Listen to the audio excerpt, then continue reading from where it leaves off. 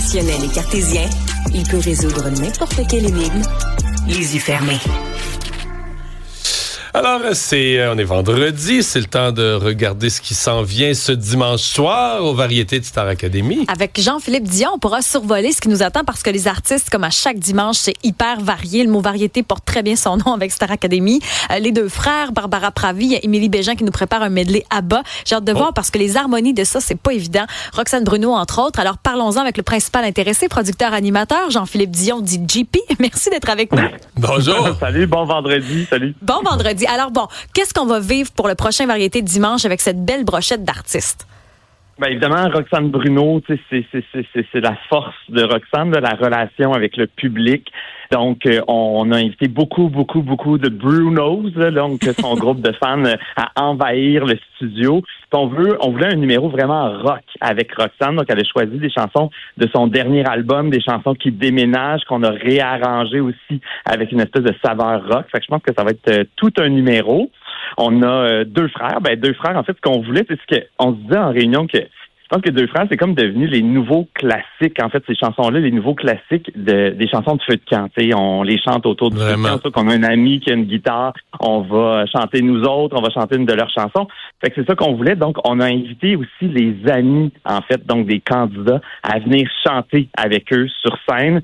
Puis c'est le genre d'annonce qu'on dirait qu'on soupçonne jamais à quel point ça peut avoir un impact chez les candidats, là, parce que ça fait 6 semaines là, qu'ils sont plus dans leur famille, qui n'ont pas vu leurs amis, qui ont souvent pas parlé à leurs amis. Fait que quand on leur a annoncé ça, il y avait quasiment les larmes aux yeux, tellement ils étaient contents, puis ils avaient hâte de revoir leur gang. Fait qu'ils vont être sur scène avec eux autres, sauf pour les 3 candidats en danger, parce que ça, c'est crève-cœur, parce que donc les candidats en danger n'ont pas le droit d'être dans tous les numéros, fait qu'eux autres n'auront pas ce privilège-là. Mais sinon, ABBA, le numéro ABBA. ABBA, on manque pas de matériel. On manque pas de matériel dans les chansons connues, dans les airs connus d'ABBA pour se partir un numéro. Non, mais c'est fou. Puis tu sais, j'allais lire un peu sur l'histoire d'ABBA cette semaine. Moi, j'avais pas compris à quel point on dirait c'était extrêmement populaire. 400 millions d'albums vendus. Céline Dion en a vendu peut-être à peu près 250 millions, les Beatles à peu près 600 millions. Donc, c'est parmi les groupes les plus populaires à travers le monde, alors qu'ils ont été en fonction ABBA pendant 10 ans seulement. Tu sais, fait qu'ils pendant 10 ans, ils ont fait des hits qui ont été vendus après ça pendant des années.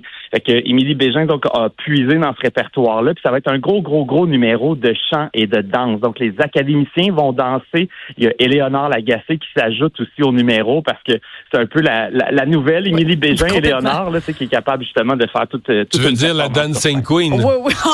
Oui. Tout. T'es tellement Super Trooper, Mario. Mon Dieu. Elle était facile, celle-là. Excusez-moi. En forme un matin, vous êtes en forme. Non, mais... Le Canada a gagné, on porte plus à terre, mon cher. Est-ce qu'il y aura la patte d'éléphant? Est-ce qu'on va oser ça sur le plateau de Star Academy? Hey, j'ai pas compris, excuse-moi. Les pattes d'éléphant? Les pattes d'éléphant, est-ce qu'on va pouvoir... Oui, en fait, les costumes, tu veux dire? Oui.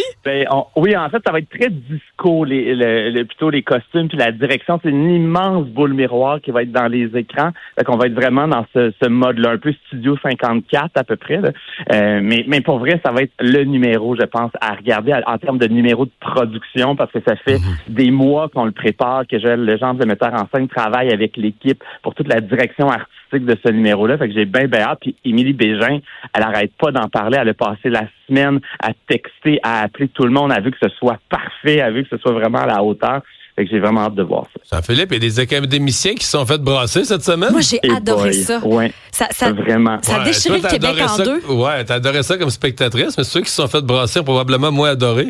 Je trouve qu'ils ont fait une belle... ça a eu un bon effet, bonne excuse par la suite. Mais oui, Jean-Philippe, c'est vrai qu'on voudrait t'entendre là-dessus. Moi, j'ai tout aimé de ça. En fait, tu sais, puis j'ai reçu beaucoup de commentaires là-dessus cette semaine de gens qui disent oui, mais tu sais, c'est difficile pour les candidats de recevoir ça.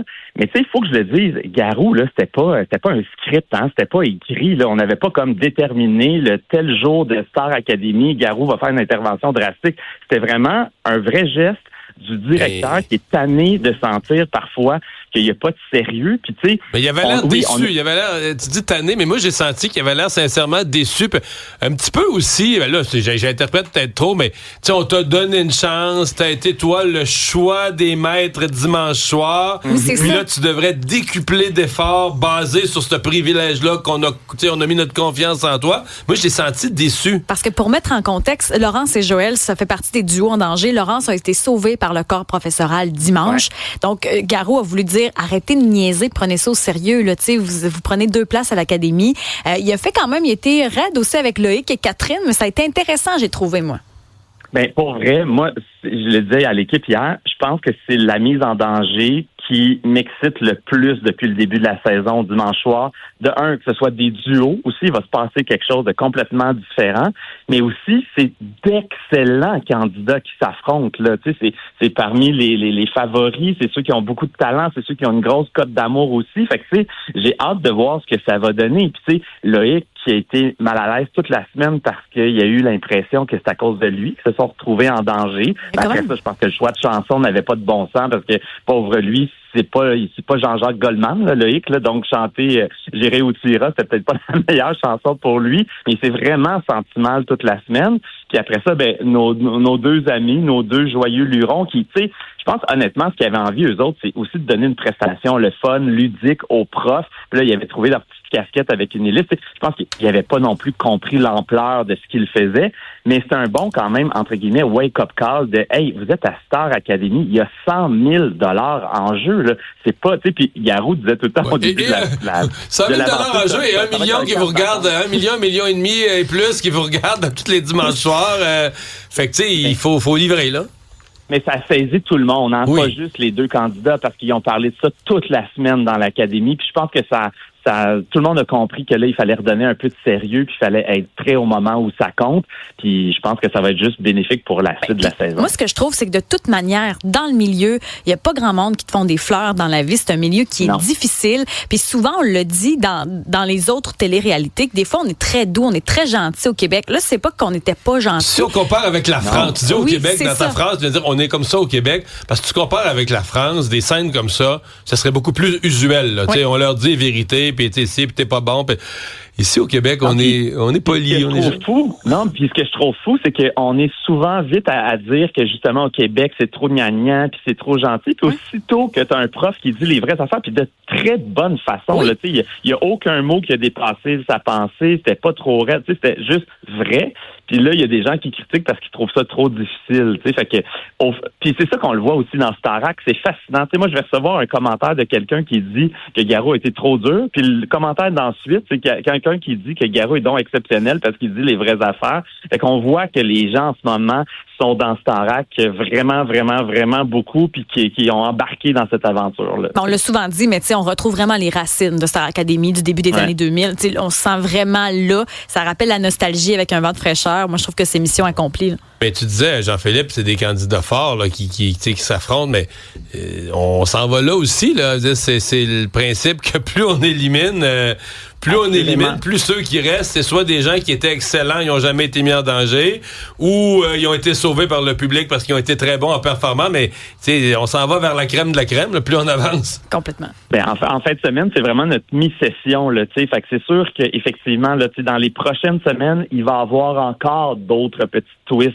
comme la twist qu'on vit en fin de semaine de duo, qui vont, après ça, nous diriger vers les semi-finales, demi-finales, finales. Fait que, après ça, ils vont voir les candidats que ça va aller vite. Puis c'était ça aussi, le wake-up call de Garou. Au début, on a parti ça quand même tranquillement. On vous donne le temps d'apprendre, de comprendre ce que vous faites. Là, on n'est plus là. Là, faut que ça roule. Faut que le TGV qu'on a annoncé cette semaine soit aussi dans Starac puis que ça roule nos affaires. Je recommence. 3, 4. Il faut pas qu'il y ait trop de panne. Cela dit, faut comprendre aussi que c'est des duos, mais il y a une seule personne qui va quitter. C'est pas le duo qui quitte au complet. Là. Comment ça va fonctionner? Non. Ça va mécaniquement, là? Ouais, donc 2 duos, un duo choisi par le public, donc les gens vont vraiment sauver un duo, puis ensuite parmi le duo qui restera, les profs vont sauver une personne, donc il y a une personne qui sera éliminée à la suite du variété. Là, Catherine ne peut pas être éliminée, sinon on va vivre une crise à la Audrey-Louise Beauséjour. On ne peut pas vivre ça. Bon. Mais on ne sait pas. C'est ça qui est la beauté de Starac, c'est que nous autres, on ne sait pas ce qu'on va vivre. Puis en plus, on ne sait même pas si lundi, ça va être une évaluation de gars ou de filles, parce qu'on va retomber sur nos pattes. Donc, si c'est une fille, par exemple, qui est éliminée, ça sera une évaluation de gars. Puis donc, on ne sait même pas quel genre de semaine on va vivre la semaine prochaine. Oh, intéressant. Ouais, on n'avait pas vu cette la twist de la twist, la conséquence de la twist. Hey, merci Jean-Philippe. Merci. Bon variété. Merci à vous autres. Bonne fin de semaine.